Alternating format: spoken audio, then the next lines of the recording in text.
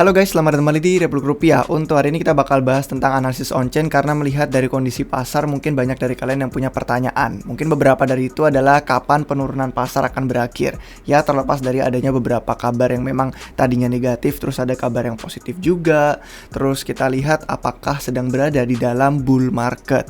Itu mungkin ada beberapa pertanyaan yang bakal kita berusaha untuk jawab. Terus apakah kendali pasar masih bearish? Itu juga jadi salah satu argumen yang melawan dari argumen si bullish tadi di awal. Jadi kita bakal lihat semua itu hari ini, dan kalau misalkan kalian nggak pengen ketinggalan jawabannya, kalian harus tonton sampai akhir. Oke, let's go.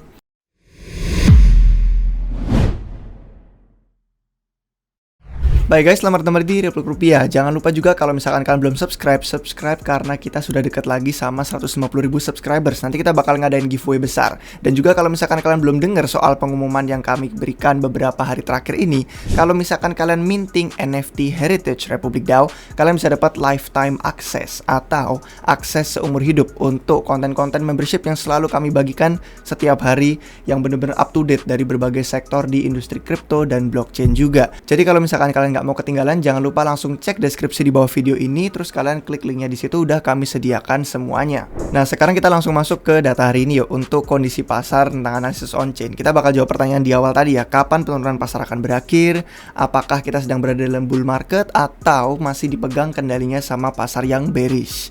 Nah, kalau misalkan kita sebenarnya mau jujur aja ya, kenyataannya itu nggak ada yang tahu jawaban persis. Cuman, kita bisa melihat data masa lalu, yaitu data historis. Dan dari data ini kita bisa melihat juga kemudian bagaimana reaksi investor sekarang lagi pada ngapain dibandingin sama yang masa lalu.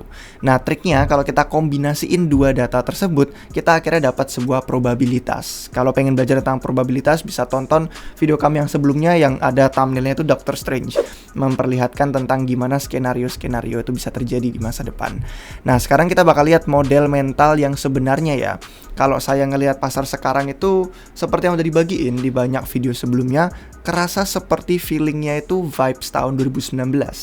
Kalau yang udah pernah di pasar kripto sejak 2017 atau sebelumnya, pasti hafal. Bukan hafal sih, lebih ke kayak inget lah, nostalgia, feelingnya tuh mirip-mirip sama tahun 2019-2020. Nah, kalau misalkan kita mau bandingin ya, kemarin tuh pas tahun 2019-2020 ada rally harga yang melegakan investor, bikin semangat baru dari bottom pasar yang tadinya $4.000 nih si Bitcoin, terus sampai naik ke $14.000. Kemudian yang kedua, bear market mini itu terjadi juga kecil-kecilan selama 2019, selama 1 tahun, dengan gerakan yang menyamping atau sideways dan relatif agak turun-turun juga. Kemudian yang ketiga, ada banyak pantulan positif atau rally bear market yang mendorong keyakinan orang tuh untuk bullish berkali-kali, kayak kegocek gitu kan. Terus adanya apati, itu yang keempat. Apati itu kayak sikap masa bodoh lah, atau acuh tak acuh. Jadi investor itu bener-bener ekstrem banget, kayak hampir dibilang nggak peduli. Terus yang kelima, ada kekacauan koreksi pasar waktu Maret 2020 ya. Itu kembali ke $3.800 si Bitcoin kemarin untuk sesaat aja. Mirip-mirip lah sama yang kita alami juga.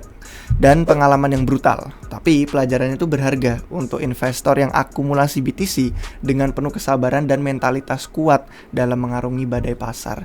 Jadi ini kita bakal lihat ya, kalau dari sisi harga gitu kan, dari sisi penurunan koreksi selama bull market, ini bukan hal baru.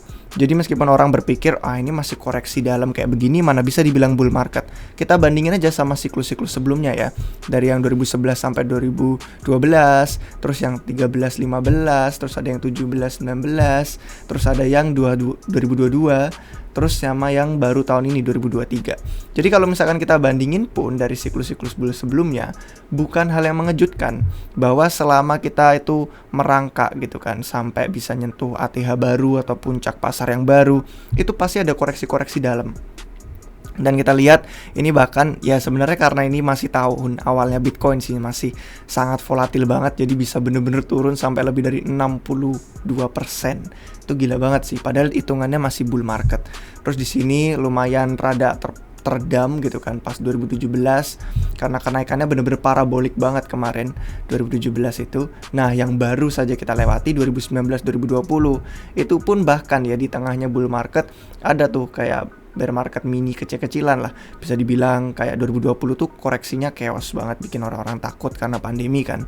Dan waktu itu ada sampai lebih dari 50%, hampir nyentuh ke 62% penurunan BTC. Bull market loh padahal hitungannya. Terus gerakannya sideways menyamping gitu kan selama setahun, nggak lama sampai akhirnya terus pumping untuk momentum bullish.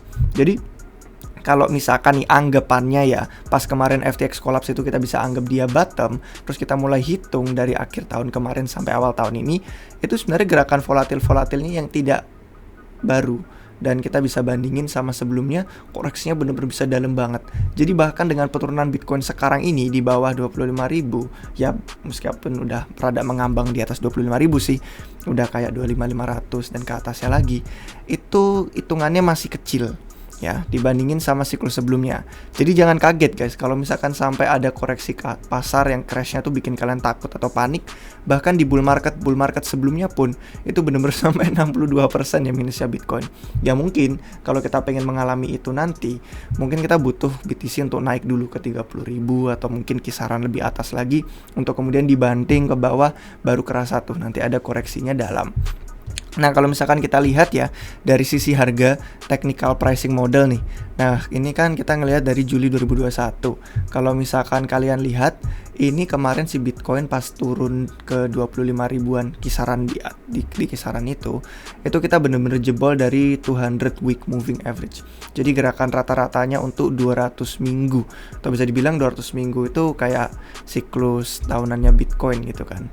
Jadi kemarin kalau misalkan kita lihat itu Bitcoin turun dari 200 week moving average-nya dia. Jadi gerakan rata-rata untuk 200 minggunya. Nah, kalau misalkan kita lihat setelah dia turun itu, yang berikutnya adalah support dari 200 day moving average. Jadi gerakan untuk 200 harinya Bitcoin yang ada di 23.600 dolar. Jadi kalian bisa ngelihat nih dari sisi technical pricing modelnya, kira-kira support-support yang utamanya dia ada di mana, dan kalau udah jebol yang itu untuk yang berikutnya ada di mana. Jadi dengan kita mengambang di 25.000, terus berikutnya 200 day moving average 23.600. Coba kalian komentar di bawah, apakah mungkin kita bisa sampai nyentuh sana dan kira-kira kuat apa enggak kalau misalkan momentumnya tetap dalam jangka pendek itu lemah dan mungkin turun terus. Itu dari sisi TA. Nah sekarang kita bakal ngeliat dari sisi makro sebenarnya ya. Kalau ini kan lebih ke kayak jangka pendek. Kemarin tadi kita ngelihat siklus sebelumnya itu bisa ngelihat dari sisi makro mirip-mirip banget sama 2019 gitu kan. Dengan adanya yang tadi saya sebutin di awal itu, hal-hal poin-poin yang menarik. Nah sekarang kita punya grafik yang baru. Ini semua sebenarnya kalau misalkan kalian pengen cek lebih lanjut, tinggal Glassnode aja. Kalau pengen gabung ada link di deskripsi di bawah, ada diskon 10% kalau pakai link referral kami. Tapi kalau nggak pengen subscribe juga ada banyak sih yang data-data metriknya tuh gratis, kalian nggak perlu bayar. Kalau ngeliat Bollinger Band segala gini juga kan kita bisa bandingin tuh, kayak pas di awal tahun bener-bener kita kekompres di sini untuk sampai akhir momentum bullish, sedangkan sekarang masih relatif ada penyimpangan yang lumayan, space-nya tuh jaraknya kelihatan lah, nggak kekompres kayak pas awal tahun. Terus ada stokastik, terus ada RSI, itu semua silahkan kalau misalkan mau di riset lebih lanjut. Nah sekarang kita bakal ngeliat grafik yang paling menarik untuk hari ini. Kita bakal bahas banyak di sini karena kalau kalian lihat di grafik ini menampilkan perspektif tentang durasi ya. Durasi atau panjang dari siklus pasar. Dan mungkin ya kalau misalkan kita lihat dari skala makro, kita tuh sekarang sedang mengalami gerakan sideways selama 3 tahun. Dari hitungannya tuh Desember 2017 ya. Dari di sini. Saya agak ke bawahin biar lebih kelihatan. Nah ini dari Desember 2017 gitu kan sampai ke Desember 2020 gitu kan. Setelah itu bull market tahun 2021 itu hasilnya. Jadi kalau kalian lihat ya, terlepas dari adanya pumping kecil pas 2019 itu, tapi dari hitungannya ini ya pokoknya dari pas yang segitiga biru ini habis terus sampai ke segitiga biru yang berikutnya signifikan, itu adalah sekitar 3 tahun, Desember 2017 sampai Desember 2020. Nah grafik ini menunjukkan perspektif yang bagus, karena kalau kalian lihat yang segitiga biru itu adalah jumlah hari sejak titik rendah siklus hingga puncak siklusnya. Jadi yang biru intinya ini periode bull market. Kalian lihat yang biru ini periode bull market ya. Dari titik rendah siklus sampai puncak siklusnya. Ya. kita lihat. Itu segitiga biru periode bull market. Kemudian segitiga yang merah yang relatif lebih kecil ini di awal, tapi terus ya kalau dibandingin sebenarnya tetap kecil sih. Itu jumlah hari sejak titik rendahnya siklus hingga puncak pasar berikutnya yang signifikan. Jadi nggak harus benar-benar puncak siklus yang benar-benar ATH baru, tapi lebih ke yang ya udah signifikan aja kenaikannya. Itu yang segitiga merah. Bahkan yang 2019 kemarin pandemi itu aja kehitung ya, masuk di sini. Terus segitiga hitam yang garis ini, yang garis segitiga hitam kadang motong di tengah-tengah garis biru, segitiga birunya. Garis hitam ini merupakan jumlah hari sejak titik rendah siklus hingga nembus ATH baru. Jadi kadang kalau kita udah nembus ATH baru ya, gitu kan. Terus makanya kepotong segitiga birunya karena periode bull marketnya masih lanjut bahkan setelah menembus ATH baru. Jadi ini kayak periode transisi lah bisa dibilang dari bear ke bull. Kalau kalian lihat garis hitam ya, dari mulai bear, terus transisi ke bull, bear ke bull, bear ke bull. Kalau misalkan masih bingung, kalian bisa pause aja videonya untuk dipahami lebih lanjut dari masing-masing segitiganya. Yang warna biru, merah, sama hitam. Segitiga biru kalau nggak salah nama tepung ya. Nah kalau kita lihat di sini, menurut saya pesan utamanya tuh masing-masing siklus Bitcoin itu luar biasa mirip. Ya, kalian lihat polanya nggak? Luar biasa mirip. Dan kalau percaya bahwa kita sedang berada dalam sebuah periode transisi, maka segitiga hitam ini yang paling berguna untuk kita sekarang nih. Kita lihat ya, garis dari segitiga hitam ini itu yang paling berguna karena menandai kolapsnya FTX. Kolapsnya FTX sebagai titik rendah dari siklus. Di sebelah sini, salah nunjuk. Di sebelah sini nih, harganya Bitcoin pas kemarin sempat turun di 16.000, 17.000-an kisarannya. Jadi itu menandai kolaps FTX sebagai titik rendahnya siklus.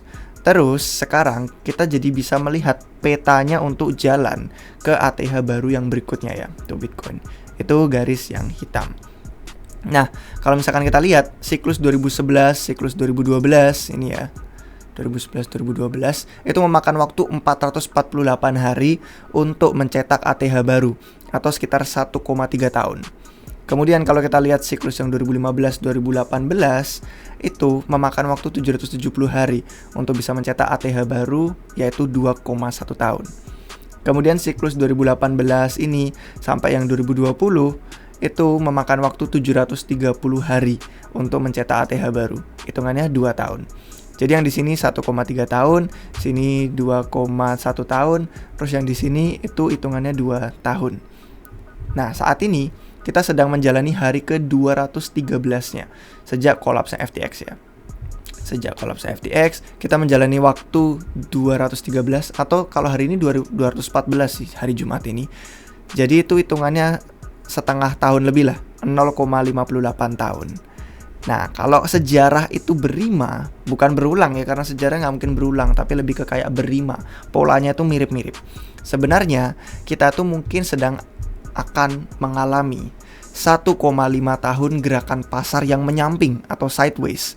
Dan membosankan dan penuh apati mungkin, bikin kita kayak kurang peduli dan masa bodoh yang disertai oleh volatilitas pasar entah nggak jelas arahnya mau kemana. Kadang bisa tiba-tiba dibawa pumping ke atas bullish banget, kadang bisa tiba-tiba dibanting ke bawah crash yang bikin orang-orang panik. Tapi itu akan terjadi di depan mata kalau sejarah berima. Nah, siklus pasar kali ini mungkin aja bisa berubah ya, berbeda kalau kondisi makro global misalkan memburuk. Tapi mungkin hasilnya juga akan berbeda lagi kalau dunia tiba-tiba masuk ke dalam resesi yang parah, terus orang lebih percaya sama Bitcoin, dan gimana kalau ternyata kita jadi bullish malahan. Jadi ada skenario bearish, ada skenario bullish, dan tidak ada yang tahu masa depan. Setidaknya kalian tuh persiapkan mental aja untuk mengarungi pasar dalam jangka waktu yang lama. Ini merupakan wawasan yang menarik sih buat saya dalam hitungan harinya, dan kita bisa bandingin dari siklus sebelumnya karena kemungkinan besar BTC mungkin akan melalui banyak rally harga positif di depan mata kita, tapi juga banyak kejatuhan harga yang menakutkan. Jadi jangan kaget, jangan langsung tiba-tiba kalau bullish oh ini langsung ke ATH, atau kalau bearish oh ini langsung bikin bottom baru. Nggak begitu juga, karena gravitasinya untuk nekan ke atas dan ke bawah itu tidak ada yang dominan. Nah, sementara pada skala makro, kalau kita lihat kayak gini nih dari sisi yang zoom out ya, luas banget. Kita tuh tetap di titik yang sama seperti sebelumnya mungkin. Mau dibanding ke atas ke bawah, terus ya udah balik lagi ke titik yang itu lagi, sideways selama 1,5 tahun ke depan. Gimana menurut kalian, setuju apa enggak, dan kira-kira ada analisis apa yang mungkin kalian pikirkan tentang ini? Yang paling sulit dilakukan itu adalah bertahan hidup dan tetap kuat sampai puncak siklus yang berikutnya. Kami, beberapa anggota tim RR di sini, itu udah merasa putus asa pasti tahun 2019 juga ya. Cerita dikit aja. Tapi sambil mengakumulasi koin BTC, kami berhasil melalui itu volatilitas dengan edukasi, dengan informasi. Kami tuh mempelajari, memahami gimana aset kripto bekerja, kenapa penting. Terus kita lihat cara analisisnya seperti apa, dan itu membantu kami akhirnya bisa survive, bertahan hidup. Jadi ayo kita bareng-bareng kita sukses ke bull market yang berikutnya, karena cuman segelintir orang aja guys yang bisa terpilih untuk berhasil nanti. Jadi berusahalah kalian yang nonton ini untuk jadi salah satunya dari itu. Nah, gimana menurut pendapat kalian guys? Semoga bermanfaat untuk video hari ini. Kalau misalkan kalian pengen data-datanya lebih lanjut tentang tadi hitungan jumlah harinya, terus mungkin link ke chart ini kalau kalian pengen pantau segala sesuatu itu ada di dashboard member RR. Jadi silahkan gabung kalau belum gabung. Kalau pengen yang langsung lifetime, istilahnya lebih murah lah dibandingin sama subscription tahunan, kalian bisa langsung cek deskripsi di bawah. Jadi kurang lebih itu sih guys untuk hari ini. Semoga bermanfaat. Jangan lupa kasih jempolnya juga kalau kalian suka dengan video ini. Jangan lupa juga subscribe biar gak ketinggalan video terbaru dari RR. Oke guys, sampai jumpa kalian semua lagi di video yang berikutnya. Cheers!